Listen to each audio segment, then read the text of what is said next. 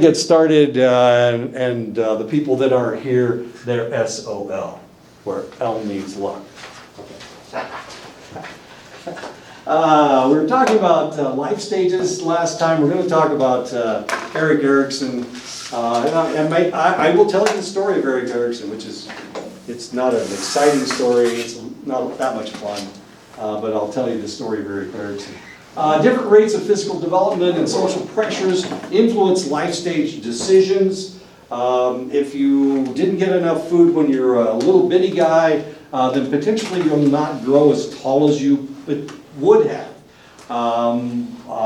Once upon a time there was a football player by the name of O.J. Simpson. O.J. Simpson was big. He was a big guy, but he had a really little waist.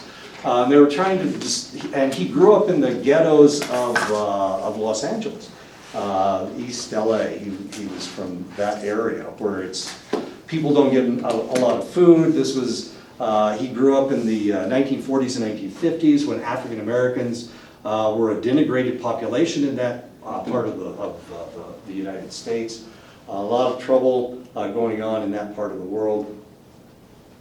The question was, wow, how did he turn out to be this perfect physical specimen, and all these other individuals, they had problems. They changed everything. We had to put everything back together. If you go all the way down there, you're good. Don't worry about it. See, you were sitting here. Yeah. I know. And now you feel like something's wrong. Can you see okay? Yeah.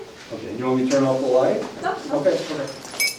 Anyway, so we've got O.J. Simpson, and he turns into this perfect physical specimen that nobody could figure out why he turned out so well, and everybody else had physical problems, or more physical problems than he did. And it turned out that when he was a baby, he couldn't drink mother's milk, and so he drank carnation evaporated milk. And that's how he grew up, and that's why he was so big, and why he was so strong. He drank evaporated milk. He didn't have to worry about whether his mom got all the food that she needed so that he got the right nutrients from her mother's milk. He drank evaporated milk, which I don't know if you ever tasted evaporated milk, but it's sweet. It's really, really sweet. It's like drinking cream, right? Okay, it's like drinking that white stuff on the top of your whatever that is. Okay. Anyway, so that was O.J. Simpson. Some people may go through life stages quickly because they're forced to support their family at an early age. These individuals tend to have a different mindset than individuals who are children until they're in their 30s and 40s.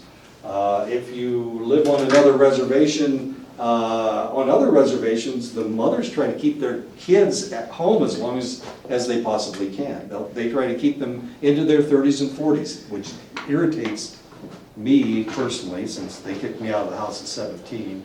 It's not right. I should have been able to stay and get home with everybody else.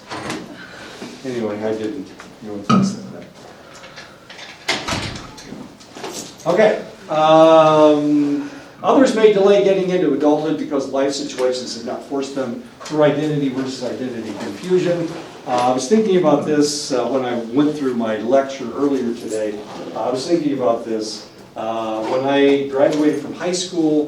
Graduated from high school at age 17, and that was in 1967. Vietnam was going on, and they were drafting people.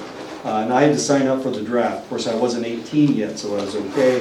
They wouldn't draft you until you were 18. But my brother, who graduated from high school in 1969, his draft number was 1. My draft number was 72, so it was a little bit higher than his. So I wouldn't have been taken until about sometime in the next year. By the next year, I was going to college, and I had a 2S deferment, which doesn't mean anything to you guys, but it means a whole lot to me because it meant that I got to stay in school instead of having to go into the military. But my brother did not go to college. He had a draft number of 1, graduated from high school in June, and in July he turned 18. He was drafted in October. He went to AIT. He went to advanced training, and by February of 1970, graduated from high school in June of 1969. By February, he was in Vietnam. He was only 18 and a half years old. So his life trajectory is completely different than mine. I was able to go to college, so I didn't have to go right away. I went later. But that was in 1967. The high point of the war in Vietnam was in 1968 during the Tet Offensive. He wasn't there yet, but I had an older brother that was there in 1968. He was doing intelligence. Which Army intelligence doesn't have anything to do with being smart. or knowing the right answers. Anyway, so Vietnam War, of course, we see some individuals, because of that, we had 18 and 19-year-olds who were going off to war. And they had never experienced anything. They had never been outside of their home. First time I flew on an airplane was when I flew to basic training. And I was 21. By this time I was 21 years old. And I graduated from college at that point. But my brother was the first time he flew in an airplane too. And he was only 18 years old the first time he flew off to war. So that was when he was 18. And his brain wasn't mature yet. Your brain doesn't mature until you're in your 20s. And here he was 18 years old going off to war. And they were giving him a weapon. Several different types of weapons, of course. This is during Vietnam. Anyway, so a lot of strange things happen. If you look at any Seth Rogen movie, a new Seth Rogen movie has just come out, Bad Boys or something. I think that's the name of it. Anyway, it's about 12-year-olds swearing. There's a lot of swearing in the movie. If you don't like swearing, don't go to the movie. Anyway, so Seth Rogen, he's not even from the United States. He's from Canada. He's Canadian. He's got a Canadian mind. He's been smoking pot all of his life because in Canada you can do that. But and that seems to have been a problem that he had. He never grew up, and so a lot of the movies he has, none of his characters are adults. They're all like 13-year-old boys that are in their 30s, and they tell fart jokes and do all kinds of stupid stuff. Anyway, that's a Seth Rogen movie. Oddly, during adolescence, everyone wants to fit in, but adulthood means establishing your own identity. So when you were in high school, if you can remember back that far, since it was last week, when you were in high school, you wanted to be just like everybody else. So you wore the same clothes everybody else did. You wore the same glasses that everybody else did. You wore the same color clothes that everybody else did. If everybody else wore a stocking cap, you wore one too, so that you could be the cool guy. You wanted to be a cool guy, just like everybody else. And that's the way it works in adolescence. When you become an adult, you try to make yourself different from everybody else. That's what being an adult is. And if you adhere to the way you were in high school, all the same friends, all the same clothes, all the same actions, then you never grow up. So we have to, so that's one of the things we have to do. It's back. I'm so excited. That clicker isn't mine. The one I had last time, it's not mine. It belongs to Jeremiah. I'm getting one of my own. Is she naked? I'm sorry, there's nudity in this picture. Oh, everybody's naked. Practitioners help clients deal with challenges of life stages. Not everyone passes through or is allowed to pass through the life stages at the same rate. Some people are assisted through the life stages. Oh, I was going to talk about Donald Trump. Donald Trump grew up in a very wealthy family. He was not, I thought he was an only child. He's not an only child. He's got a brother and a sister. Anyway, I thought he was spoiled a little. Anyway, kind of spoiled. Kind of narcissistic personality.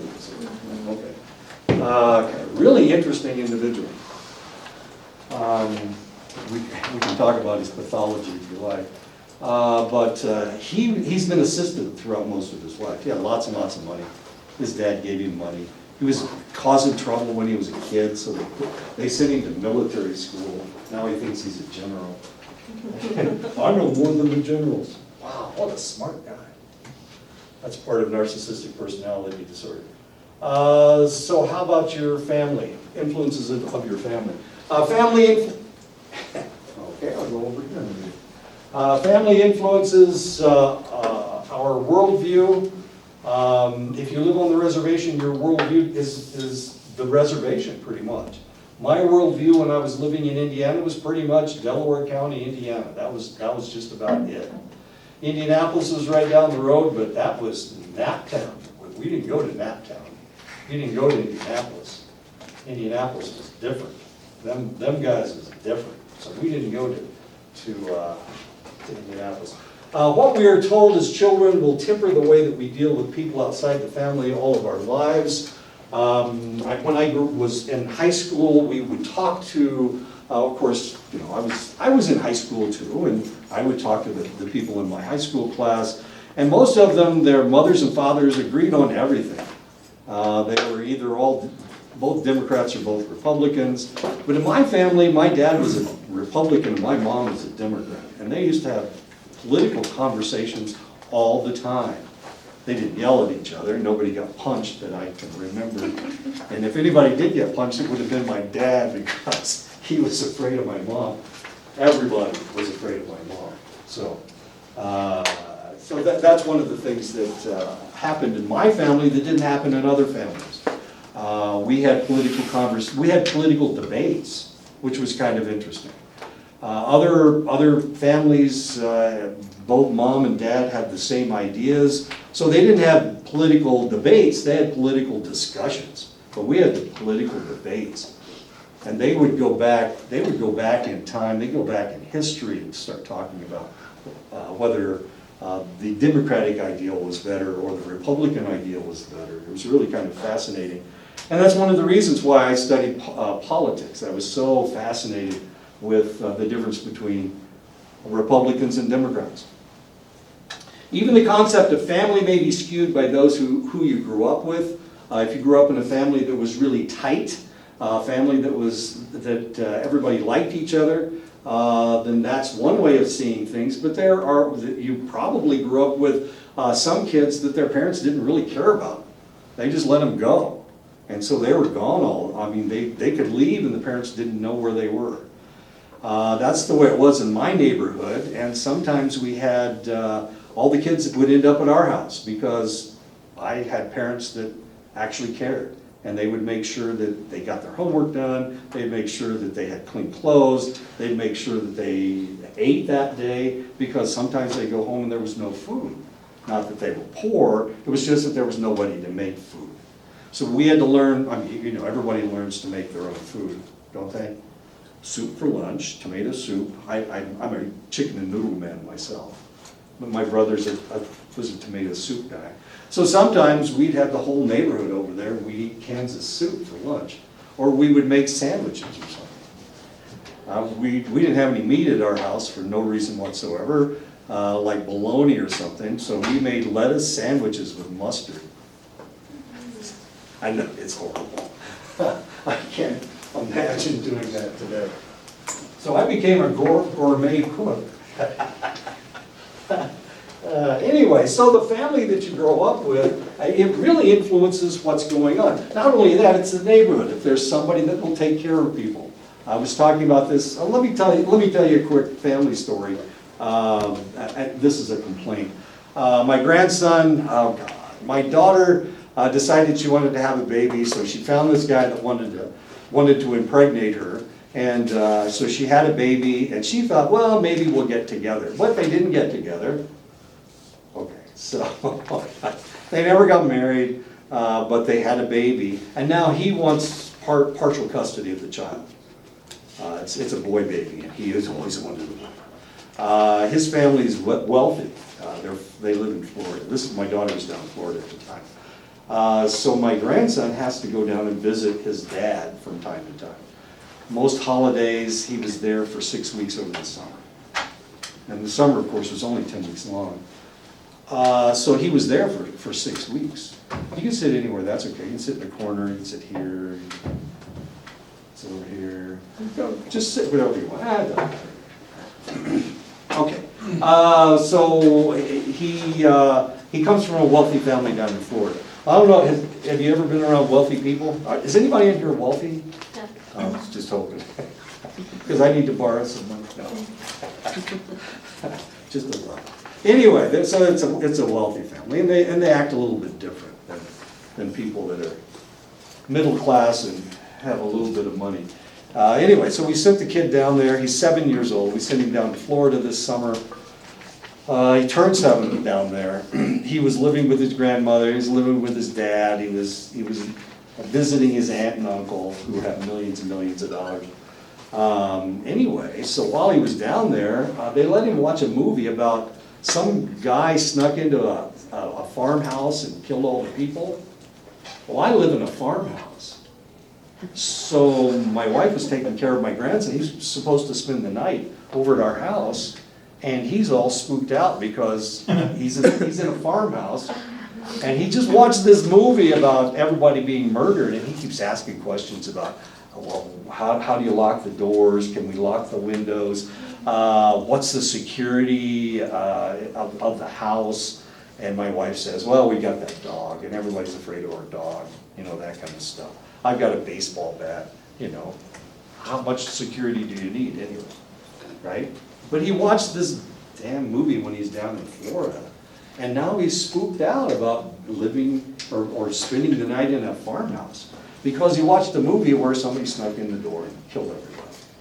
Anyway, and now I'm mad at that family. Now, if you're responsible, would you allow your child, 7-year-old, to watch a movie about murder? A bloody gore, and he murdered everybody in the house. Why would you do that? I would never allow mine. He watches cartoons. He thinks life is those strange dogs that solve problems or something. Paw Patrol. Puppy dog pals? No, Paw Patrol. You don't know Paw Patrol? I know Paw Patrol, but also puppy dog pals. No, probably, I don't know. Anyway. But he watched this movie, now he's afraid to stay at night at our house. There's no light. I mean, we're out in the middle of nowhere, we're out in the middle of a cornfield. And the reality is you can't see our house from the road, so how's a murderer going to find our house? He'll trip over his own feet trying to figure out where he is. Anyway, why am I talking about this? We're talking about families, okay. So some families are nurturing and some families not so much. They kind of ignore their kids. And that's the way this other guy grew up. Not my kids, I took care of my kids. I made sure my kids were taken care of. But his family, they hired people to take care of them. Okay. They didn't pay a lot of attention to them. They didn't spend a lot of time with them. If they did spend time with them, they took them to, you know, Disney World or something. That was them spending time with them. The kids going off and riding on rides and them walking around and paying for it. That's, you know, if you give people money, then that's taking care of them, right? But that was their idea. My family, we interact with our children. So there's lots of different ways of doing things. Okay. Family. So you can see how family really changes things, all right? No? I agree with you. Okay. One way or the other. One way or the other. Why not? Understanding how we have been affected by our own family helps us recognize these experiences as personal and not assume that the same meanings and experiences are true for others. As a counselor, you're going to have to understand this. Some people were not raised the way that you were. What is the right way of raising children? Is it taking care of your children, or is it letting somebody else take care of your children? Or is it hiring somebody to take care of your children? What is the right way of doing it? Well, as long as the kids turn out okay, there is no right or wrong, right? Okay, so as a counselor, you have to recognize this. Because my mother played softball with me when I was 7 years old, that doesn't mean everybody's mother played softball with them when they were 7 years old. My mother played softball with her grandkids when she was 80. But not all grandmothers play softball when they're 80 years old. Okay. Unless they're in a league of their own. Unless they're in the league of their own. So we have to recognize that. Just because that was the way that I was raised doesn't mean that that's the only or the best or the right way to raise people. Okay? So as a counselor, you have to understand that. Other people Other things are normal as far as they're concerned. There are lots and lots of different normals. One of the things that we need to emphasize in this class is that there's not just one way to do counseling. You may be completely different than the way that I do it, than the way that he does it, than the way that she does it, and that's okay, as long as it works, as long as it helps people. And that's all that we're trying to do. So there's not just one way to do counseling, no matter who's teaching the class. And if somebody else tells you that there is only one way and you have to learn their way to do it, they're wrong. There's lots of different ways to get the message across. There's lots of different ways to hear people. There's lots of different ways to interact with people. Your dad. I saw him. He's fun. Well, not to you. He's your dad. Okay. All right. So that's one of the things that I want to emphasize, is the fact that just because you do it differently than other people, that doesn't make it wrong. Just because I do it one way and you do it a totally different way doesn't make it in your way incorrect. All right. A lot of individuals, and this is one of the problems we have in academia, they think that there's only one way to do it, and that's the way it's in the book. But sometimes your book should tell you that there's lots of different ways to hear people, lots of different ways to interact with people. So when we start practicing counseling, don't worry about whether you're doing it right. There is no right or wrong. As long as you're listening, then you're doing it right. One of the things about counseling is that you don't say a whole lot. Some people think that counseling is me giving you somebody else's advice. But the reality is, it's just listening to the other person talk. I've talked to people in my office for hours, and I said hardly anything. One thing, I'm not real bright, and I'm not real smart, so. But they needed to talk, so they did, and they talked to me. And for some reason, people talk to me. I told you about the professor that stopped me on the sidewalk and started swearing like oh man, everything was F this and F that. It was just horrible. And that went on for about 30 minutes, and I couldn't shut him up. And students would walk past and he's just throwing all these F-bombs all over the place. People talk to me, even if it's F-bombs. All right. I try not to say anything. The less you say, the better counseling session it is. How's that? Okay. And you don't have to have the right advice for that individual, because sometimes they have the best way for them to fix is the best way for them to get fixed is for them to fix themselves, not for you to fix them, because they really know what's going on in their lives, and you're only getting a little piece of the story. As we talk about counseling, one of the things I hope that I relate to you is that sometimes people will just give you little pieces of information. And then when you make a suggestion as to what they should do, they say, oh no, I can't do that because of this. And this is a story that they had never told you. So every time you come up with any kind of a possible solution, it's impossible for it to work because they didn't tell you the whole story. And sometimes they'll lie to you. They will tell you the wrong story. They won't give you all the information just to see if you can come up with the right answer. I know. It's a lot of fun. Munchausen syndrome. Yeah. Often you get people telling you what they think you want to hear. Oh, geez, that happens all the time. Or people dressing so and they dressing differently than they actually are.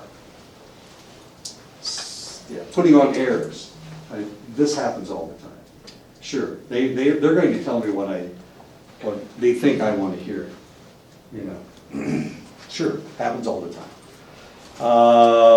Sometimes there's a problem between a male client and a female counselor. Sometimes, or the opposite, because sometimes they're flirting with you, which doesn't happen to me very often, but it happens to better looking counselors.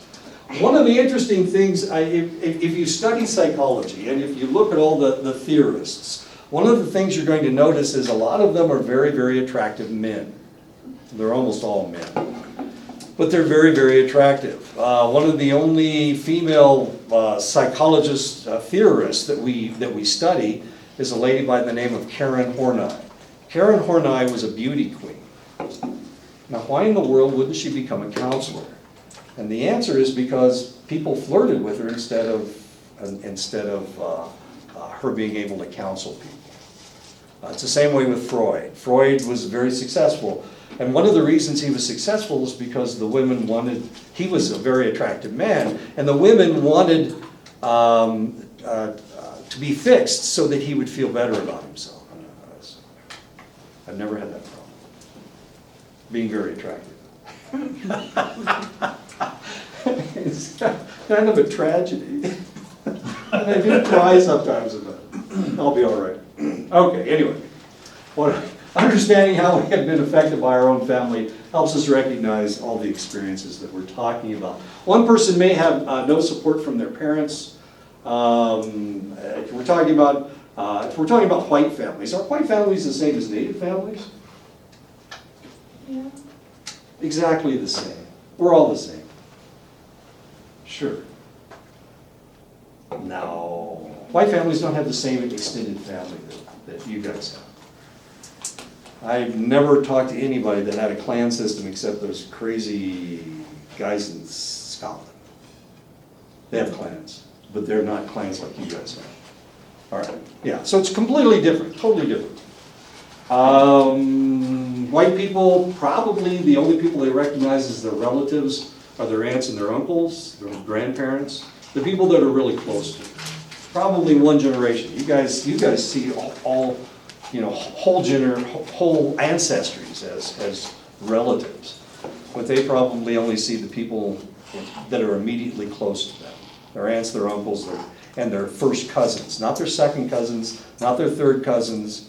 Those people, and you see them as brothers and sisters. So probably that's the, you know, you got to understand that they are different and that their family structure is different. Okay, that make sense? Or did I just make this up? Did I make something else up? No. Okay. Okay. Sorry. Another individual. Oh, God, this is driving me nuts. Are you doing this? No. Wait a minute. I'm laughing because I thought of something funny. Okay. Does it have to do with white people? It does, doesn't it? I had a friend who moved to the reservation one time, and after a week, he asked me, "What's a cousin brother? What's a cousin sister?" Because I keep getting introduced to people, they say, "This is the cousin brother." And I said, "I don't know what that is." Was he native? No, he was a white guy. A white guy. We don't have cousin brothers, okay? Because when you were talking about that, I remembered it, it was funny. As a matter of fact, other tribes don't have cousin brothers, cousin sisters. I'm sorry. I'm not supposed to talk about other tribes. I'm sorry. Navajos are the only Indians, okay? I'm just trying to make Emory comfortable over here. Another individual might recognize cousins or anyone similar as brothers and sisters, and that's cousin, brother, sister.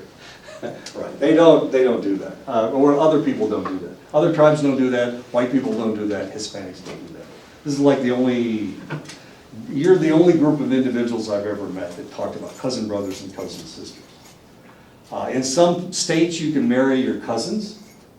Of course, you guys would never do that, but where you've got the whole clan system.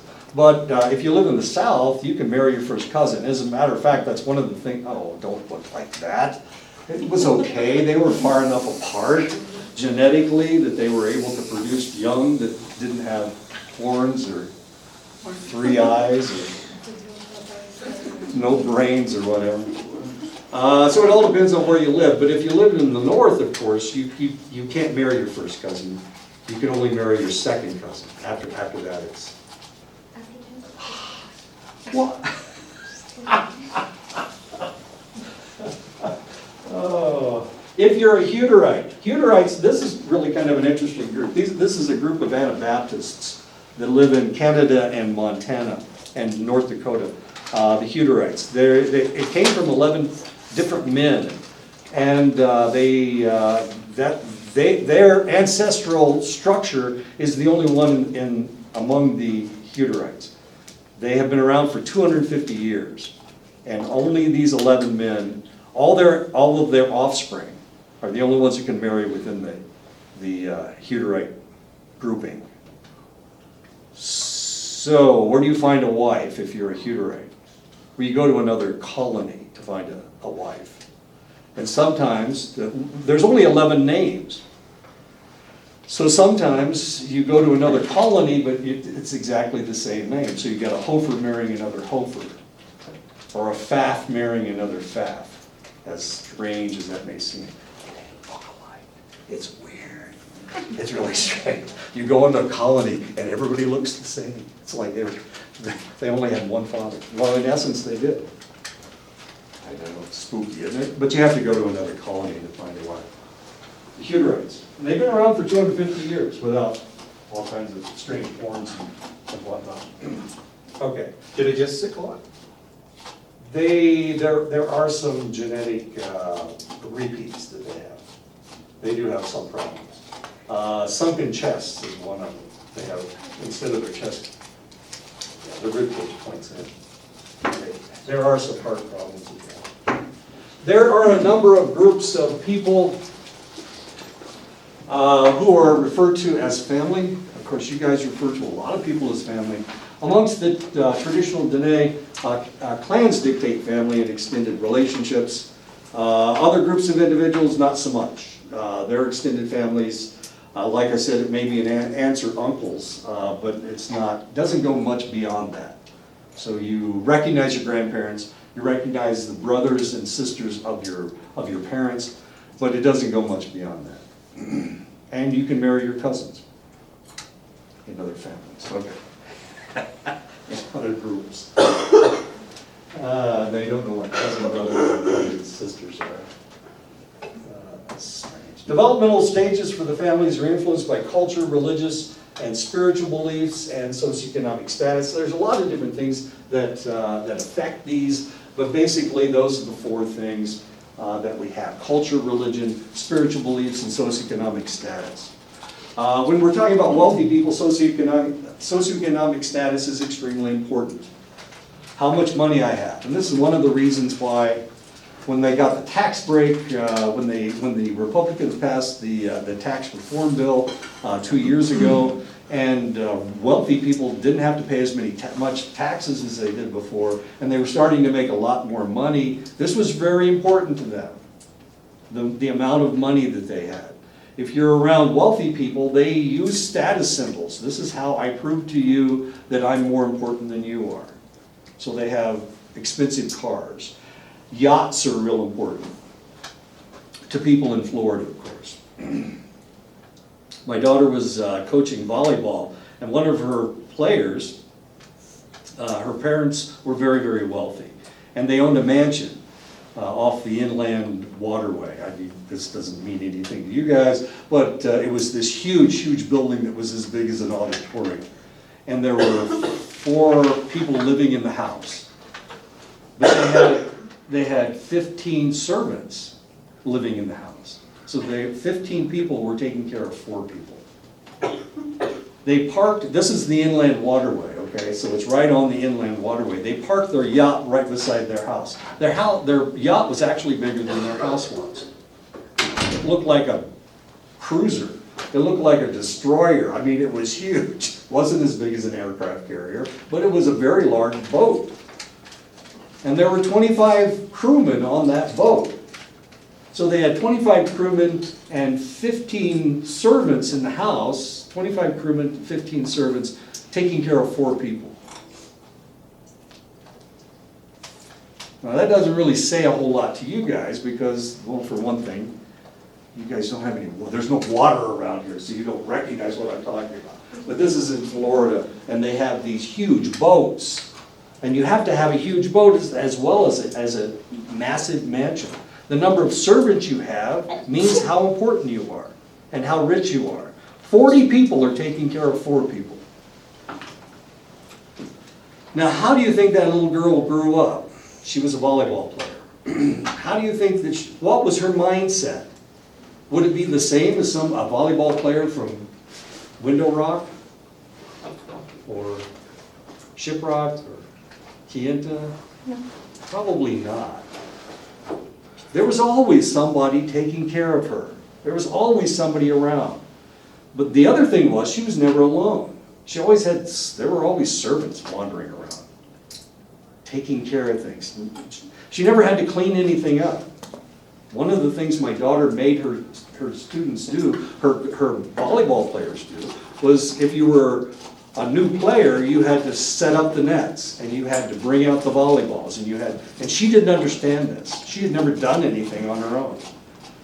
She just played. She played all of her life, but she didn't understand that, you have to train, and you have to do things. She didn't understand it. She never carried anything. She might hurt her fingernails. She played volleyball, but that was all she did. She didn't want to set up the nets. She didn't want to carry the balls, And my daughter had to teach her how to be a good teammate, which was really tough. She wasn't very good, and the parents wanted her to start, of course, but she wasn't good enough to start, and so they got into a big argument. But these are very, very wealthy people, and very, very wealthy people are used to getting everything that they want because they've got money. And normally, all they have to do is say something, and people will do what they want. I don't know, did they expect him to hand out some cash? Is that what's going on? Is that why everybody's nice to Donald Trump? He's not used to people disagreeing with him. He can't handle it. It doesn't work. He doesn't listen to those television stations that say negative things about him. Really kind of interesting. Anyway, wealthy people are a little bit different. Different family dynamics. I went to an elite college in Indiana, and some of my classmates were wealthy people. I'd never been around wealthy people before. I lived in the dorm. I was a poor kid. I only had 2 pairs of shoes. My best friend only had 2 pairs of underwear, and somebody stole one of them. And then the next week, they stole his other pair of underwear, and they ran it up the flagpole. I know, so his underwear waving on the flagpole. It turned out I only had 3 pairs myself, so I lent him one of my pairs of underwear. Can you lend your underwear out? Well, I work this time. Give it away, don't loan it. Anyway, but wealthy people don't understand this kind of stuff. I mean, I only went there with 2 pairs of shoes. I joined the track team to get another pair of shoes. Kind of nice. And they're running shoes. That's why I still wear leather shoes. Okay. Anyway, so we went to college with these guys. I didn't have a car when I went to college, but there was an individual that was there that was the heir of the Listerine fortune. You don't think of the guy that invented Listerine as having lots and lots of money. I mean, who uses it? Everybody. But this man was a multi-millionaire, and his grandson was at my college. And the kid came with 2 cars. He had a Shelby Cobra and a Maserati. And he gave one of the cars to his roommate, which wasn't me, damn it. I didn't even like the guy. He was kind of a jackass. But he gave one of his cars, and he took the Shelby Cobra, he gave the Maserati to his roommate. Of course, when he left, he flunked out of school after about a year. When he left, he took all of his cars with him. So it's not like he was giving the car, he was just letting him drive the car. And anyway, it was a Maserati. I know a guy with a Ferrari. I mean, who has cars like that? I think my family had Chevys, which is almost like a Maserati. Well, not quite. Family has changed in recent decades. Divorce was once a social stigma, but now many people have multiple marriages and thus multiple families. I've been married 3 times myself. One of the first television shows about divorce was The Brady Bunch. It was a blended family. All of her little girls had blonde hair. All of his little boys had had dark hair. The funny thing was that most of the blondes in that show actually had dark hair, and then two of the boys had blonde hair and they had to dye them dark. I know, it's really good. Anyway, so here's the boys and here's the girls. Here's the blonde girls and here's the dark-haired boys. Not common, it wasn't common in the 1950s. When I went to school, there was one family that, from a divorced family in my whole school. I mean, everybody just stayed together. Divorce was tough. It was really hard to get a divorce. Somebody almost had to kill somebody in order for them to get a divorce. If there was abuse in the family, that wasn't a reason for divorce. If there was mental abuse in the family, you couldn't get a divorce just because of mental abuse. You had to go to another state. It was illegal in my state to get a divorce. So you had to go to Reno, Nevada to get a divorce. But then, of course, in the 1970s, all this changed. In the late 1960s, early 1970s. They started passing new laws in the states. But not all the states picked them up. The southern states did not. You still, if you got married, that was it. You were stuck forever. If you were Catholic and you got married, you were stuck forever unless you got your marriage annulled. Or someone died. Or somebody died, yeah. I was praying my wife would die. I told you guys last time. Oh, please. So that I'd get the kids. I wanted my kids. I liked my kids, I didn't like my wife. So I wanted the kids. They were a lot of fun. We played soccer, we played baseball, we ran, we had a good time. Me and my kids. But my wife, she's lazy. She didn't play soccer. And now my wife won't play catch with me. My grandson will. But my wife won't. Blended families have become the norm, of course, now. So if you go to if you're in a high school, the probability that somebody has two parents is kind of odd. It seems kind of weird that somebody has two parents. But once upon a time, of course, that was taboo for somebody to get a divorce. And if somebody came from a broken home like that, then you assumed that there was something wrong with it because they came from divorce. Something had happened in that family. Disabilities are a fact of life. I think I told you about my wife being in a Bradley vehicle accident. Now she's had surgery on her neck. She's had both hips replaced. She's had carpal tunnel surgery. With every ability we have that we tout, there are those, including us, who may lack that ability. I run really fast, but not everybody runs as fast as I do. That's my ability, but there are things that I can't do. I can't jump. I'm not a jumper. I jump. White men can't jump. I saw that. I saw that movie. I'm not a very good basketball player, but I'm a really good softball player. I have abilities. I wouldn't call it a disability because I can't jump. A lot of people don't jump. I can remember lots of things, but I have a hard time remembering the lyrics to songs. When I was in college, I had to learn the college fight song. What's the only song that we have? I couldn't do it. I have a problem with lyrics. There's something with music and words that I just can't remember. I can't remember titles to songs. So I've got like 226 songs on my playlist, and I don't remember half the titles. And sometimes I'll sing along and then I'll forget what the next word is. And my wife, of course, she remembers everything. So I'll get the word wrong and then she makes fun of me. I don't know. She's mean. She's just a really mean person. So there's something wrong with me in lyrics. I don't know what it is. It's music and words. I just can't put the two together for some reason. Anyway, so I couldn't sing the school song. And I was supposed to, they were going to punish me because I didn't learn the school song. Oh, you think that's funny? I was supposed to have my hair shaped in the shape of a W. That's cute.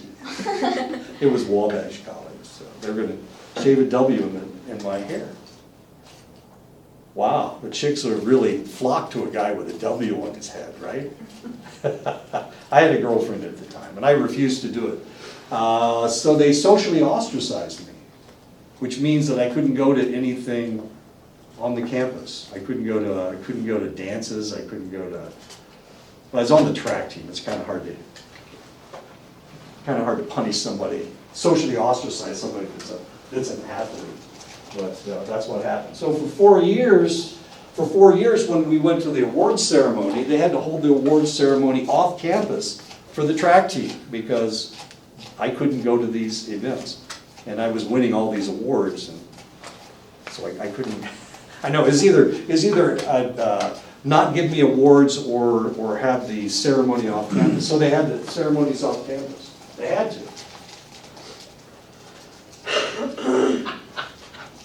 What a troublemaker. Okay. There we go. Disabilities come in all shapes and sizes. Some make life a struggle, while others, like my lyrics phobia, have very little impact at all. I mean, just because I can't jump, that doesn't really mean a whole lot. It means that if something's hanging from the ceiling, I can't grab it. Tall people can usually grab things. People that can jump can usually grab things. My friend, remember I told you about my friend who with his underwear hanging from the flagpole? George was our high jumper. George was like 5'10", and he could touch his head to the backboard. That's how high he could jump. I can't jump at all, and here George, he was a high jumper, and he jumped 7'2". Wow. 7'2", 5'10", and he jumped up that high, that he actually cleared a bar at 7'2". How about that? I know. So I felt like I had a disability, I guess. Poor George came from a family of missionaries, and he had no money at all. Well, that's the reason he only had 2 pairs of underwear. He didn't have any money. His family, they couldn't buy him clothes. He joined the track team to get shoes too, because he didn't have any shoes. So we were both in a world of hurt there for a while. George went into genetics, and he's the guy that invented the Franken tomato. I don't know. Yeah, he's the one that changed the genetic structure of fruit or vegetables so that you can grow all these fabulous tomatoes and whatnot. He's a millionaire now. Every time I talk to George, he's in a different place.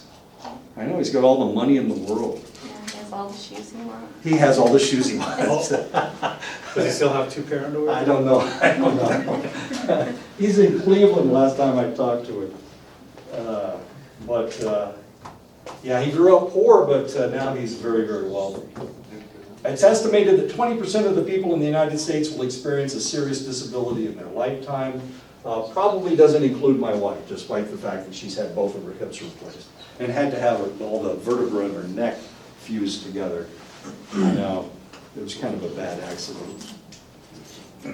Anyway, so 20%. And of course, this, if you have to ride around in a wheelchair, that's a lot worse than limping along with a bad hip. Developmental disabilities are severe and chronic. They are due to mental or physical impairment. They manifest themselves before the age of 22. So if they have a developmental disability, it has to occur before adulthood. Adulthood in the United States occurs at 21. So usually a developmental disability will occur before the age of 22, which is very likely, logical. They are likely to continue indefinitely. They are chronic. This person is never going to recover. They're always going to have this problem. That's what chronic means. They result in substantial functional limitations. They don't move the same, they don't think the same, whatever. It's a chronic situation. They represent services and support for survival. They need you to give them something in order for them to survive. They're not like the wealthy people with 40 people taking care of 4 people. That's 10 people per person taking care of that kid. No, this is survival. They think it's survival, the wealthy people do, but the reality is they can survive on their own. But these individuals, of course, they can't. They need somebody to help them. They need somebody to support them. You're never going to come in contact with the wealthy people. They're never going to come in and go, oh, I've only got 7 servants. I don't think I could survive. Can you put me on welfare so I can hire another servant? That's never going to happen. In the past, many people with disabilities were isolated from the mainstream community. However, through legislation, people with disabilities are now afforded the opportunity to live lives as close to that of a non-disabled person as possible. And because of that, once upon a time, of course, if you were disabled, then you maybe went to school, maybe you didn't. If you had an intellectual deficit, they may not send you to school. They locked you up in an attic or a basement someplace, and your family took care of you. And they were embarrassed that you were around. That's what To Kill a Mockingbird is all about. Boo Radley. Is it Boo? Isn't that the guy that was, okay. Yeah, the whole point was that he had a intellectual deficit, and that's one of the reasons why they locked him in the attic. That's why nobody knew about it. But there are legal protections now, and these legal protections came in the 60s and the 70s. In the 60s and 70s, things were changing. Civil rights was taking place. We had the anti-war movement took place. We realized that things were happening in the United States that needed to be taken care of. That's when they stopped stealing Indian children from the reservation and forcing them to go to boarding schools. Now it was voluntary, and it would be voluntary for the next 12 or 13 years. And now most of the boarding schools are closed. I think they're not all closed. There still are some. Okay. But this is the time when everything changed. Before this, we had in the United States, we thought that everybody was the same, and that same was that white stuff that we talk about, the white supremacist idea. That was very prevalent in the 40s, well, not the 40s, because we needed everybody to fight World War II. But that was very prevalent in the 50s and in the early 60s. And things needed to change, and that's one of the ways that it changed was the Civil Rights Movement. One of the ways that it changed was the anti-war movement. People rebelled against everything being exactly the same as it was before. The reality is that most white people in the 1950s were white supremacists. They didn't want to, schools were segregated. They didn't want black kids going to their school. They didn't think white kids and black kids should be educated together. And this was prevalent all over the South. It was prevalent in select areas of the North. I was looking at pictures over the summer with my sister, and we found a picture from my uncle's high school class. He was born in 1900, is that right? No, 1899, he was born in 1899. So he went to school throughout the early 1900s. Graduated from high school in 1917. He had black kids in his class, and this was in Logansport, Indiana. However, if he had been in the South, he wouldn't have had any black kids in his class. If he'd been in Indianapolis, he wouldn't have had any black kids in his class because they segregated their schools in Indianapolis and in the South, of course. In certain areas of Massachusetts, they segregated their schools. So it really all depended on where you were. So things needed to change. And the way things changed was we forced them to change. Civil rights movement forced legislation that said they couldn't segregate schools anymore. But that wasn't passed until the early 1970s. The Civil Rights Act was actually passed in 1965. Voter Rights Act was passed in 1968. So all of these things changed. If you were black and you lived in the South, you didn't vote. They wouldn't let you vote. That still goes on today.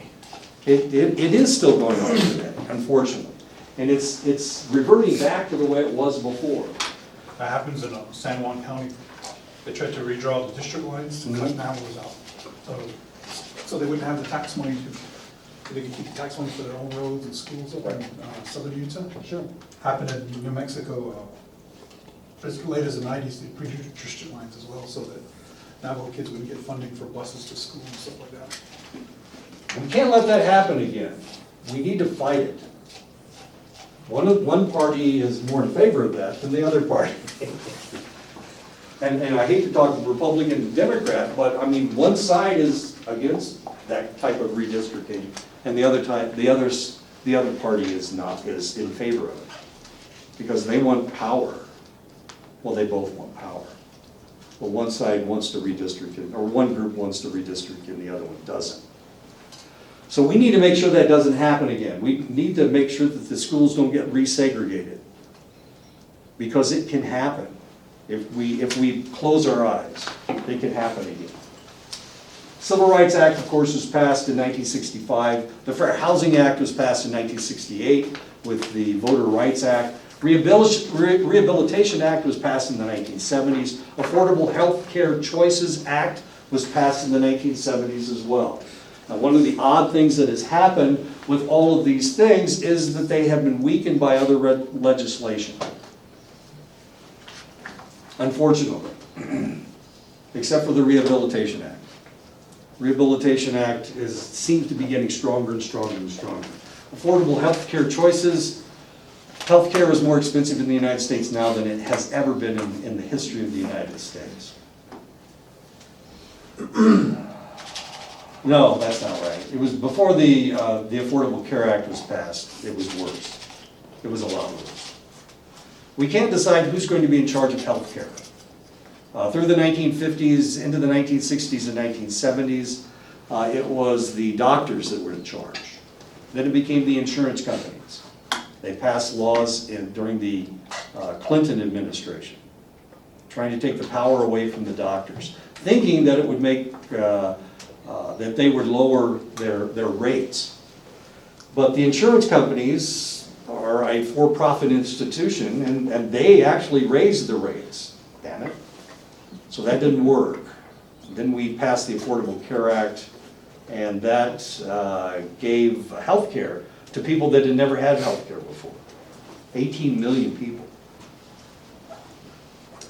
And now we're not sure what we're going to do. Trump has tried to do away with the Affordable Care Act. He's done everything he can to take it away, but of course the Supreme Court hasn't allowed him to do that, even though it's loaded with conservatives. It's fascinating. We'll see what happens in the future, because Trump keeps saying that he's got a better health care plan out there, but he won't tell us what it is. And of course, the people that are running for the president on the Democratic side, they've all got a health care plan, so we'll see what happens.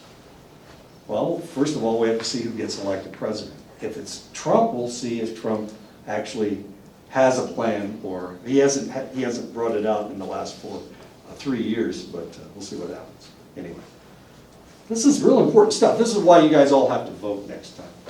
It doesn't really matter who you vote for, but if you vote for the wrong person and we get bad health care, then it's your fault. Or if you don't vote. If you don't vote, then it's your fault, no matter what happens. All the bad stuff is your fault. Language is important when dealing with people with a disability. Words used in the past may have taken on a stronger and stronger stigma. Therefore, being politically correct, and I know there are a lot of people that are going, oh my God, I hate political correctness. Well, the reality is you hurt people's feelings if you use the wrong word. So we have to be politically correct. Those of you who are counselors, you don't want to, if somebody comes in a wheelchair, you don't want to call them a crippled person. That's just not the right thing to say. Examples of political correctness. In the past, we called people that delivered your mail a mailman. Now they're mail carriers, of course. That's not something you can insult people with usually. We don't refer to anybody as a midget or a dwarf. We refer to them as horizontally challenged. Really? They're not very tall. We don't refer to anybody as being blind anymore. We refer to them as visually challenged. We don't refer to somebody as fat. We refer to them as stout or overweight. And of course, we don't use the term crippled. We use disabled or physically challenged, those words. A word that I have a problem with is we don't call people that are very slender, we don't call them skinny. Skinny is a derogatory term. I'd love to be called skinny. I have a hard time with this because I can't get that word out of my head. The word you need to use is slender instead of skinny. I keep claiming people are anorexic, but that's a mental illness. You're anorexic. Do you feel better now?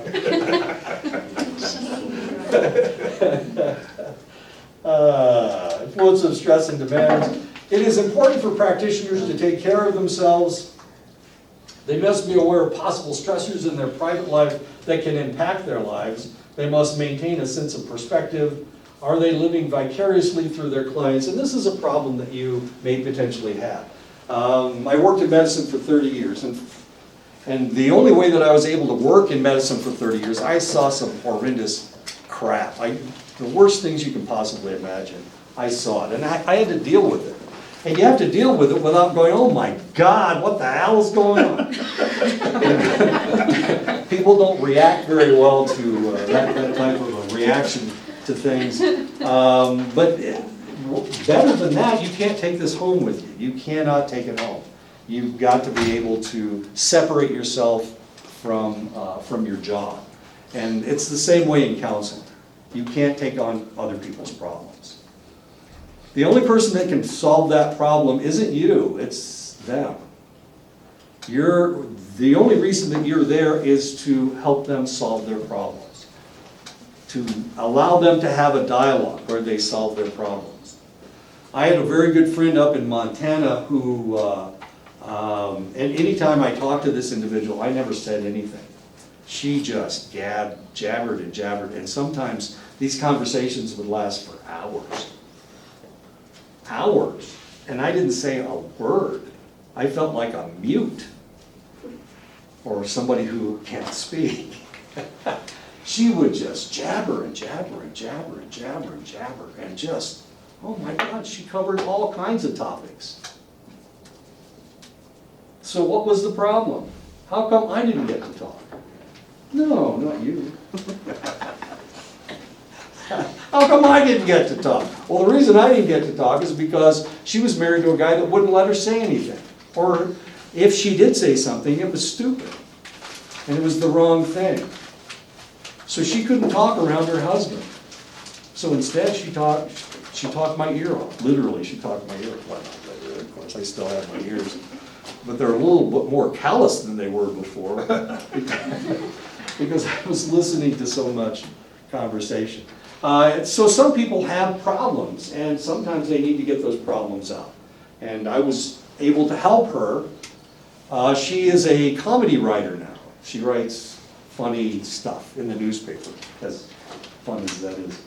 But the only reason she can do that is because she was allowed to have a dialogue. With me, she had a dialogue. With her husband, she didn't. It was a really weird situation. She only had one arm. She had torn off in a motorcycle accident. I don't know if that had anything to do with why she was so stupid when she was around him or not, but he wouldn't let her say anything.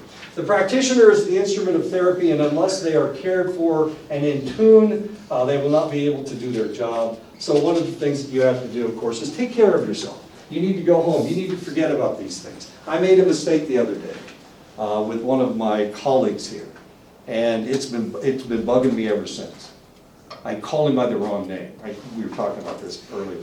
I call him by the wrong name. And every time I think about it, it makes me feel bad. I called him by the wrong name.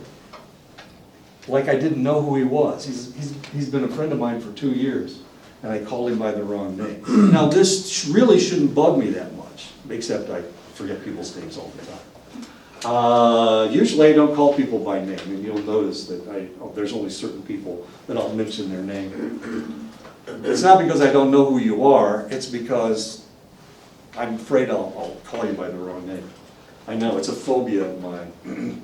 But you need to take care of yourself. You need to make sure you're all right. You need to not take this stuff home with you. I went through some stuff. When I was in Omaha, I worked in the emergency room, and I saw some real horrible, horrible stuff. But I never told my wife about it. And the reason is because I didn't take it home. I just forgot about it. When you're in the military, a lot of times you see stuff, you do stuff, and you just don't talk about it. You just forget about it. I have the ability to forget. I can't forget.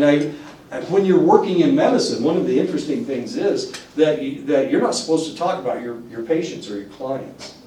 And the reality is I have trained myself not to remember people's names so that I won't start talking about.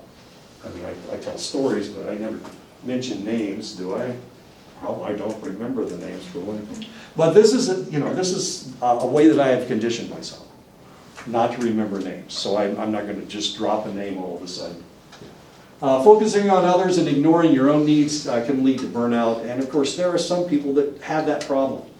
If you're the mother type and you mother people, then be careful because you will burn out. And you'll burn out fast. Emergency room is the same way. Medicine is the same way. You will burn out very quickly. So you have to be careful. And be aware that burnout is a very real and a very possible outcome if you don't take care of yourself. So you need to dissipate the pressure. I think I sent everybody an email saying, my God, be nice to me this semester because I'm teaching 8 classes. And keep an eye on me, please, because if I stop laughing or if I stop telling jokes, then probably I'm starting to suffer from a little bit of burnout. 8 classes is a double load. I'm teaching the same amount that 2 people would teach. Yeah, exactly. And I'll forget the number 2 for some reason. Okay. Yeah, this can be a problem. So I may burn out, and you guys need to keep an eye on me. It's your job to keep an eye on me. No, it's not. But you're all my friends, and so I assume you're going to keep an eye on me, one way or the other. Anyway, make sure I don't burn out. This may be my last semester. Who knows? They may cart me away in a straitjacket. One of us will be your counselor. There we go. So pay attention. Exactly. Burnout is increasing discouragement and emotional and physical exhaustion. This happens a lot to police officers. This happens a lot in medicine. This happens in low-income areas where it seems like everybody's on crystal meth. It seems like everybody's a heroin addict. It seems like everybody, but it's not true, of course. These are just the people that you see. So it's almost like everybody has the same problem. When I was working up on the other reservation, we had a counselor there whose specialty was sexual trauma. And she told me that every female on that reservation had been sexually assaulted. How about that? Well, she was right as far as the people that she came in contact with, because that was her specialty. She didn't come in contact with women who had not been sexually assaulted. They didn't come in and talk to her about not being raped or not being molested as a child. It was only the individuals that had been sexually molested or raped that came in and talked to her. What time is it? How am I doing on time? 12 minutes. 12 minutes, okay, I can do it. Burnout is not uncommon among practitioners, and of course you need to be aware that that might potentially happen. I will have a clicker next time. I'm getting one on Thursday. How about that? The one I had last time was, it was Jeremiah's clicker. And he had class last night. Did anyone have class with Jeremiah last night? It was just... Barber? Yeah. He's only got 4 students in there.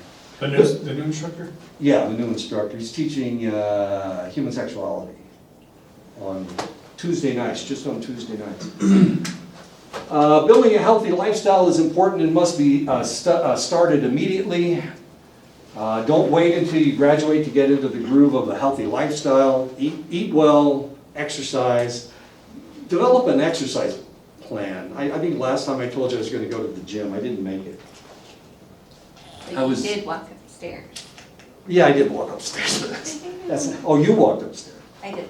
Okay, I didn't. Okay. But I was going to go to the gym and lift, but I was talking to Marius until like 7 o'clock. Jeez. Marius, I can't, you won't shut up.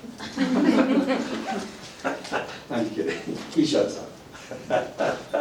Okay, so you need to develop a healthy lifestyle. Start eating properly. When I first came here, I was eating a sandwich, a meat sandwich for lunch. What else did I have? I had pudding cups for lunch. I know, it's good stuff. A bag of potato chips, all right? Bag of potato chips, meat sandwich, that's not so much. Living the life. It's like 500 calories. I mean, it's not that bad. But now I eat fruit. So I'll have a fruit cup, I've got an apple, I've got, what else do I have? An energy bar. So it's like, I don't know, 300 calories. I know, it's healthier lifestyle. I'm trying to get my gut to decrease. I'm trying to decrease my gut. The sooner you start, the more routine it will become for you. So just eat healthy. You're eating it, well, not Coke. I have cashews. Cashews are okay. There's water in the Coke too. Yeah, there you go, there you go, that's good. Does coffee count? Coffee's the best stuff. Actually, I just read a study that said that coffee reduces your risk of cancer. Migraines as well. Does it work on migraines? It helps too with people who have hypertension, high blood pressure, because it dilates the blood vessels. You would think that it would do the opposite, but okay, well, coffee's good for you. Okay, so you're in good shape. Drink just bucket after bucket. When a practitioner is working with a client, they will sometimes begin experiencing the emotional and physical pain of their clients, and you can't allow this to happen. This is what leads to burnout. All of a sudden, you start reacting vicariously through your client. So if they suffer, you suffer. I know, it's stupid. Doesn't make any sense. You don't want to have the same problems that your client has. This is known as secondary traumatic stress, where you suffer the same way as your client does. This is one of the problems with the type of counselor that mothers their clients. They will take on their clients' problems.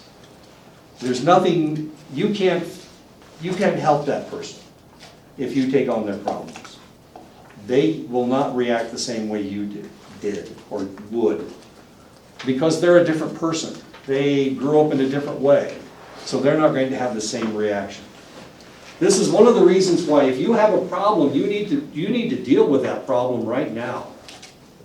If you have a problem that you're not going to be able to get over, when you start counseling, if you have a person with this same problem that you have, you're not counseling them, you're counseling yourself. And this is one of the reasons why I'm not a counselor right now. One of the reason is because I had a wife that abandoned her children. And when I had somebody come in who had abandoned their children, then I saw my ex-wife in that person. So I started treating my ex-wife instead of treating that person. And I couldn't get over that. I still have a problem with that. So I can't deal with that. I needed to come to some conclusion with that, and I never have. I've never been able to. And one of the reasons, I just had a conversation with my son last night, and he's still talking about his mother abandoning him when he was 9 months old. He still talks about it, he can't remember it. But he never grew up with a mother, and he still complains about that.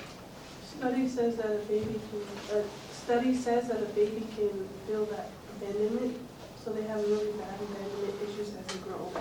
Well, and it may have something to do with the fact that they're not being picked up as frequently. They're not being hugged as tightly as they were before. There's not the same smell that they were having before. Even though a baby doesn't remember a lot, they can still know the emotional feelings. Okay. And he talked about it last night. The kid's 48 years old. The kid is 48 years old. And he still talks about being abandoned by his mother. And I did the best job I possibly could. I spent lots and lots of time with those guys. I tried to mother them as much as possible. My voice is too deep, but to be a good mother, I guess. Smother or mother? Yeah. This is one of my favorite pictures. Let's make ourselves, okay. It is important to work on developing character strengths such as creativity, love of learning, humility, and other qualities, and of course, that has to do with that wonderful picture. Yes, sir. Oh, you were waving, I'm sorry. Oh, it's Wilson. Come in, pop me a couple times. Oh, like this one. Oh, there he goes again, okay. No, he hit me in the back. I don't know what I did. Evidently it was something bad. Okay, does anybody have any questions about anything? Does anybody need a syllabus? I can't get that. Wait a minute. There's one with a staple. Oh, I thought she was gonna hand it back to you. Look how long I am, I can reach all the way back. Does anybody have any questions about anything? Get your biography done. When did we need to come up with our Character? character? We're gonna start counseling in October. So if you don't have a character by October, you're not gonna be able to do it. You need 10, you have to have 10. 10? 10, 10 yeah. characters? So we're going to be, each of us is going to be working with practically everybody. Yes, sir? Can we do, can our character be like any age? Like an older person or a younger person? Sure. It can be, if you're male, it can be a female. If you're female, it can be male. If you're young, it can be an old person, which should be funny. So we have to come up with No, you don't have to have one. But you're going to be counseling different people. They're going to be counseling your character. The better your character is, the more practice everybody will get. Yes, ma'am. When did you want how do you want the You mean the biography? You can do it either online, you can email it to me, you can put it, just email it to me, how's that? Or you can print it out and give me a copy of it. If you don't print it out, then I'll print it out. And that's okay, because school gives me lots of money to print things out. Yeah, make sure that we don't want anybody to be traumatized in this class. So please pick something that doesn't have anything to do with anybody with a problem. This is a bad place to teach, isn't it? I got people on both sides. Can I be an old Navajo lady who doesn't speak English? Yeah. Oh, no. How many people speak Navajo in here? How many people don't speak Navajo? Let's say that. I got, Ish. that's enough. We're gonna come up with a person. Yeah, so. Fictional. So what would your problem be, old Navajo lady? I don't know. Boarding school trauma. Boarding school trauma? You can have boarding school trauma and speak English. Well, how in the world did you go to boarding school and not speak English? I ran away in second grade. So for mine, like, do I have to keep switching characters throughout, or? It all depends, you're the one that's going to come up with your triggers. Oh, okay, I see. I already came up with three Are you characters doing already. multi-personality? Yeah. Ah, that's going to be fun. You don't really have that problem, right? Oh, no. Oh, I Because sometimes I say hi to you and you look at me like you don't know me. know. You don't say hi to me. No, I'm just Who the hell are you? I do that sometimes. I'm like, who are you? No habla inglés. Okay, does anybody have any other questions? Yes, ma'am. When is our biography due? Due before October. It's on Sometime in September. September 23rd? the Okay. 21st. Yeah. I sent an email to everybody. You have a copy of the history. So just fill that out. You can type it up, you can write, you can print it out and write it out. I didn't hear her question. So when she asked you something, then you said you got to plan it out. She wanted to know how I wanted you to turn it in. The biography? Yeah. Oh, okay. I thought it was something due. Yeah. That's why I was. Not scared. Okay. I'm just here for good times, and you guys should be here for a good time as well. Not a long time?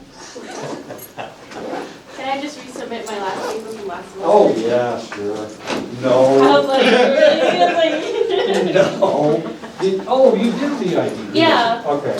But you didn't talk about how, Not like really triggers or anything Right. like that. I just talked about how many and that's about it.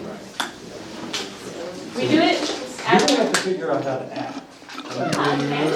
Oh, you've seen that movie. Yeah. Actually, I kind of did this in high school, so I was You acting had out. more than one personality in I high had to do it for Oh, personality. okay. So I can do this. I got it. Ah, you got it.